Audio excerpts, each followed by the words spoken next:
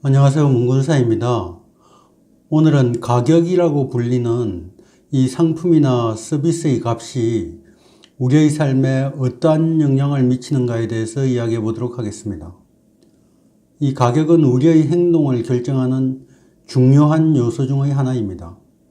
사람들은 매일매일 선택을 하면서 살아갑니다. 이 선택에 결정적인 영향을 미치는 것 중 하나가 바로 가격입니다.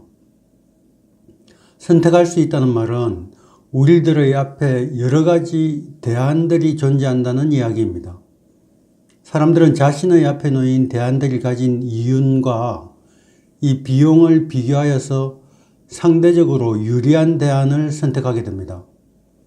만약에 단 하나의 요소밖에 없다면 선택이 있을 수 없겠죠. 우리가 어떤 선택을 할 때 발생하는 비용은 나머지 대안을 포기하는 대가입니다. 즉 우리가 어떤 행동을 취할 때의 비용이라는 것은 바로 그때 우리가 선택할 수 있었던 다른 대안들을 의미합니다.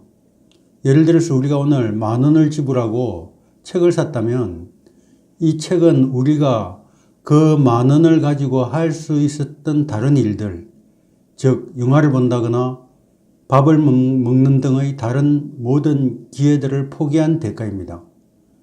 경제학자들은 이것을 가리켜 기회비용이라고 부릅니다.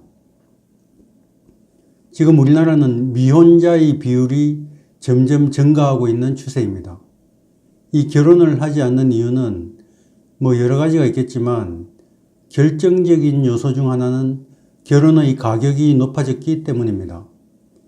이 주거용 주택 마련 등 이 결혼 생활을 유지하는 비용을 감당하기가 이전 세대보다 훨씬 어려워졌습니다.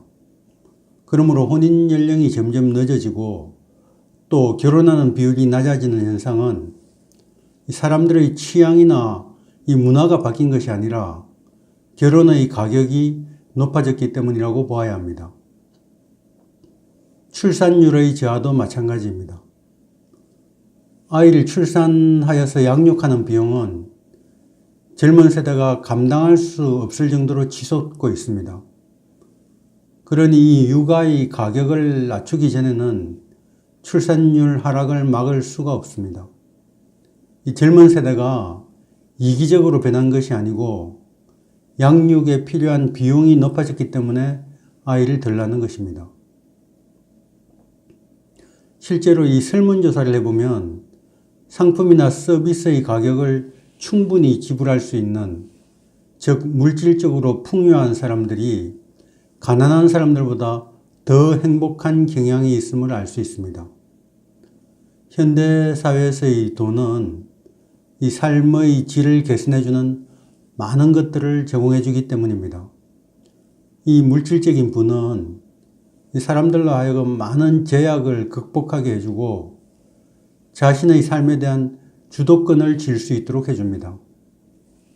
그러므로 알렉산더 대왕에게 왕국의 절반은 나에게 필요 없으니 햇볕이나 가리지 말고 비켜달라던 그 디오게네스의 말은 오늘날의 현실에서는 이해하기가 어려운 말이 되고 말았습니다.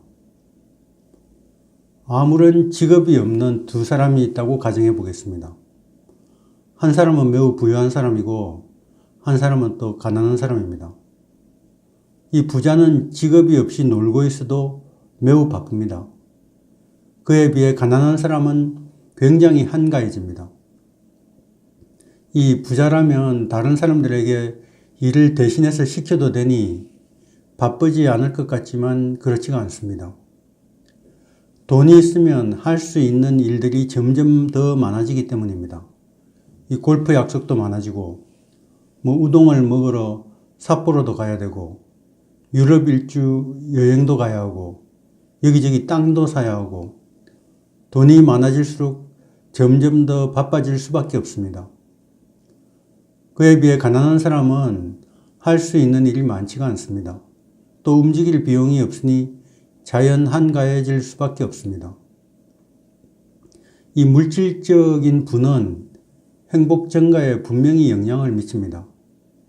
자본주의 경제가 성장하는 것은 사람들이 물질적인 행복을 추구하기 때문에 생겨나는 결과물입니다. 그리고 경제성장은 이 부를 증가시켜서 사람들의 행복 증진에 기여하는 것이 사실입니다. 물론 물질적인 부와 행복이 정비례 관계에 있는 것은 아닙니다. 이것은 인간 고유의 특성인 적응력 때문입니다. 우리가 가족의 죽음을 경험한 이후 극심한 고통에 시달리던 사람들은 어느 정도 시간이 흐르고 나면 원래의 일상으로 복귀합니다. 가족이 내 곁을 영원히 떠났다는 사실에 점점 적응해 가는 것입니다. 이처럼 슬픔뿐만 아니라 기쁨도 영원히 지속되지는 않습니다. 설사 로또 복권에 당첨되었다고 하더라도 시간이 지나면 결국 이 행복감은 당첨되기 이전의 상태로 돌아가게 되어 있습니다. 이 특정한 제품의 가격은 그 안에 내재되어 있는 가치와 동일한 것은 아닙니다. 우리가 이 숨쉬는 공기는 너무나 중요한 가치가 있지만 가격이 없습니다. 하지만 그 남극의 신선한 공기라고 해서 캔에다가 담아서 팔면 가격이 생겨납니다. 이처럼 특정 사물의 가격은 구매자와 판매자 사이에서 결정되는 개별적이고 주관적인 것입니다.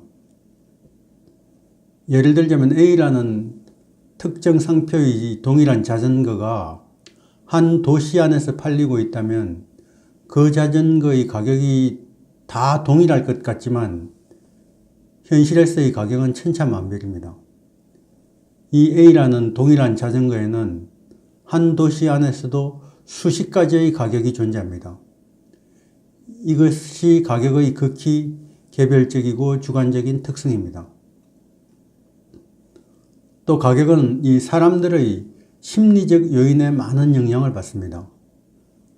사람들은 자신이 살고 있는 도시의 저 건너편 매장에서 10만원짜리 아웃도어 바람막이를 2만원 싸게 팔 경우에는 멀지만은 일부러 그것까지 찾아갑니다. 하지만 200만원짜리 노트북 컴퓨터를 살 때는 이 2만원을 제작하기 위해서 먼 곳을 찾아가는 수고를 하지 않습니다.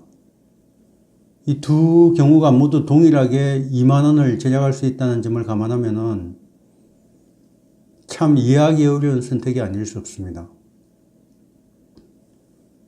플라시보 효과라고 불리는 이 위약 효과도 가격의 영향을 받습니다.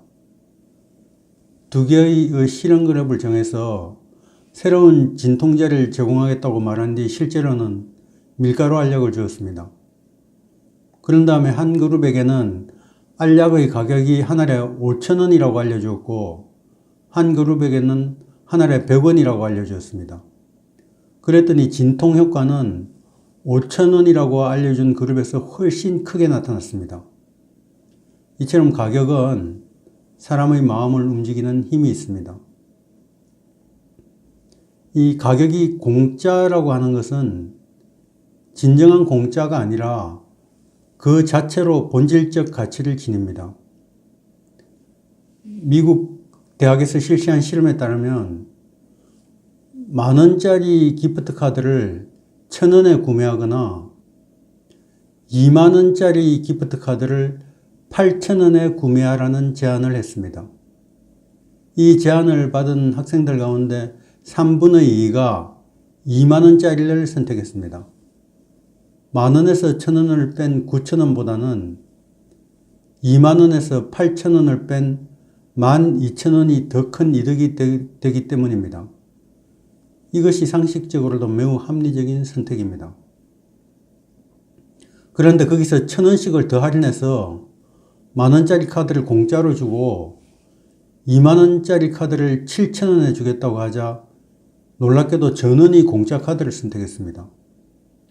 이 20,000원짜리의 경우에는 13,000원의 이득이 생기고 10,000원짜리는 10,000원의 이득만 생기는데도 말입니다.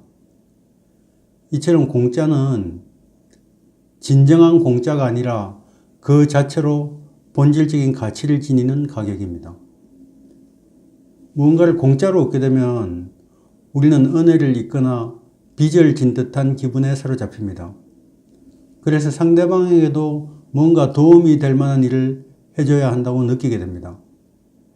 예를 들어서 방문 판매를 하는 외판원들은 잠재 고객들에게 화장품이라든지 자질구레한 가정용품의 샘플 바구니를 안겨줍니다. 그 다음 며칠 뒤에 다시 방문하여서 고객들의 이 의무감을 자극함으로써 진짜로 팔려고 하는 상품을 구매하게끔 유도합니다.